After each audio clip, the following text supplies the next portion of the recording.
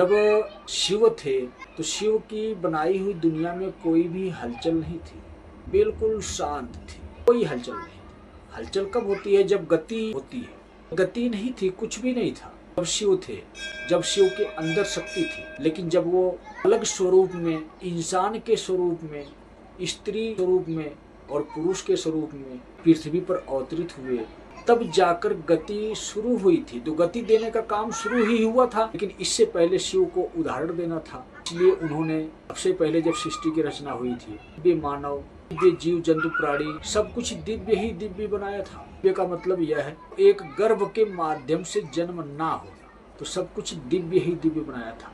लोग कहते हो कि दक्ष की पुत्री सती थी, लेकिन सती गर्भ से पैदा नहीं हुई थी।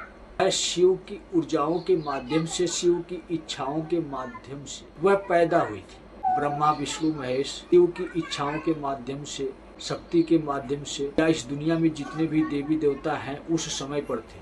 उन दिव्य देवी देवताओं का निर्माण या जीव जंतु प्राणी, प्रकृति, पेड़ पौधे, जो कुछ भी व्यवस्था बनाई हुई थी उस समय पर, यह शिव की दिव्य ऊर्जा के माध्यम से, शिव की इच्छा से प्रकट हुआ था। यह प्रकटीकरण था। और जो शरीर प्रकटीकरण के हिसाब से होता है, वह शरीर कभी भी नहीं कर सकता। सती को कभी भी संतान नहीं हो सकती थी।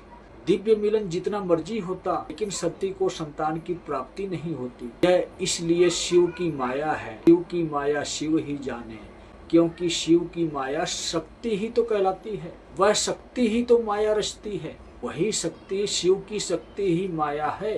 इसीलिए कहते हैं कि शिव की माया।